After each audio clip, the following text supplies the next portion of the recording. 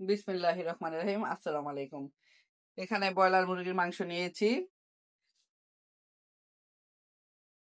মুরগির মাংস দিয়ে তেহারি রান্না করব। বাই দা ওয়ে, আমি মাহমুদা খানম, মাহমুদা ডাইন থেকে সবাইকে স্বাগতম।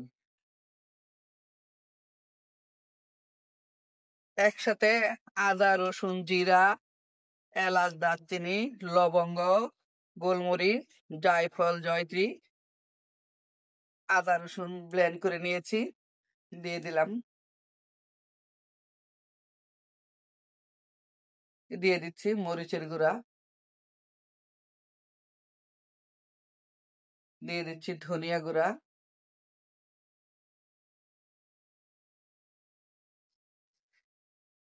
দিয়ে দিচ্ছি লেবুর রস,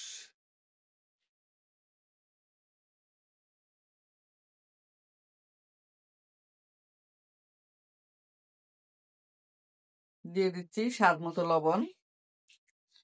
সবগুলো উপকরণ ভালোভাবে মিশিয়ে আধা ঘন্টার জন্য রেস্টে রেখে দিব।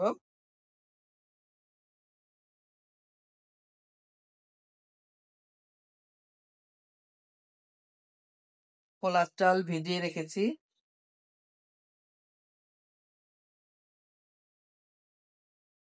ভালোভাবে হাত দিয়ে একটু চেপে চেপে মাখিয়ে নিচ্ছি।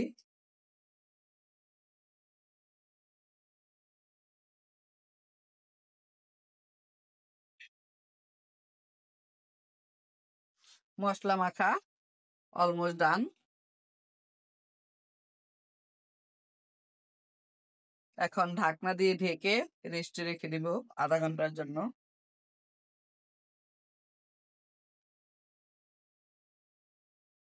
ফিরে আসলাম আধা ঘন্টা পরে। এখন রান্নার জন্য একটা হাঁড়ি বসিয়ে দিয়েছি, দিয়ে দিচ্ছি তেল।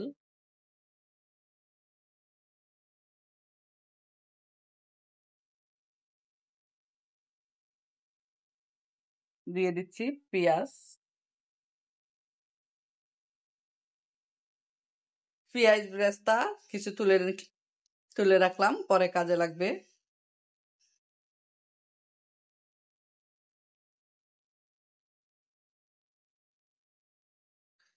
এখন এই তেলেই আমি মাংসগুলো একটু পোড়া পোড়া করে ভুনা করে নেব।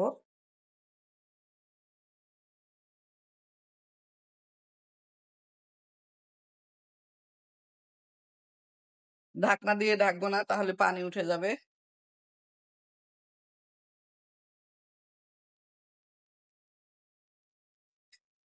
চুলার আঁচ বাড়িয়ে দিলাম।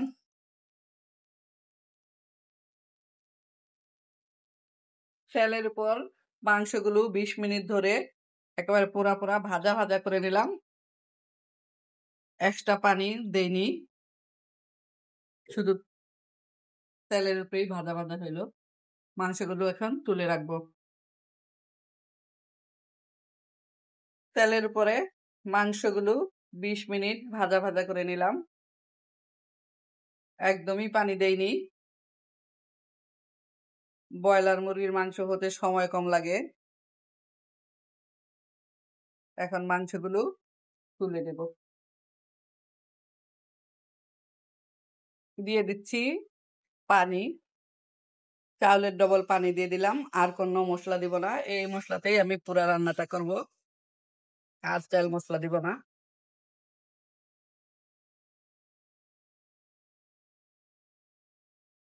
পানি ভালোভাবে ফুটে উঠেছে, দিয়ে দিচ্ছি কাঁচামরিচ, দিয়ে দিচ্ছি তেজপাতা,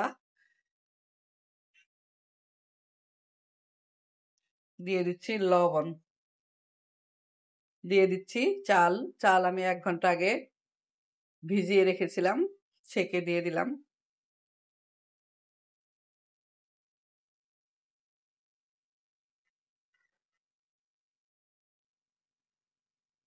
দিয়ে দিচ্ছি মাংস।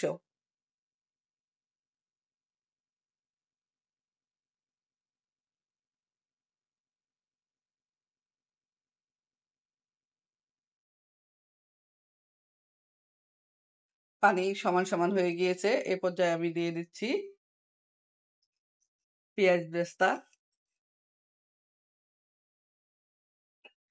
আর দিয়ে দিচ্ছি ঘি। এখন 20 মিনিটের জন্য দমে দিয়ে রাখবো।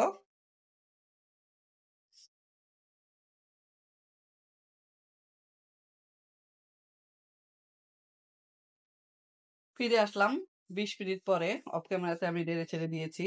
কম খরচে অল্প সময়ে অল্প উপকরণ দিয়ে, হাতের কাছে থাকা উপকরণ দিয়ে হয়ে গেল মুরগি তেহারি। সবাই ভালো থাকবেন, সুস্থ থাকবেন। ফিরে আসবো নতুন কোনো রেসিপি নিয়ে। আল্লাহ হাফেজ। আসসালামু আলাইকুম।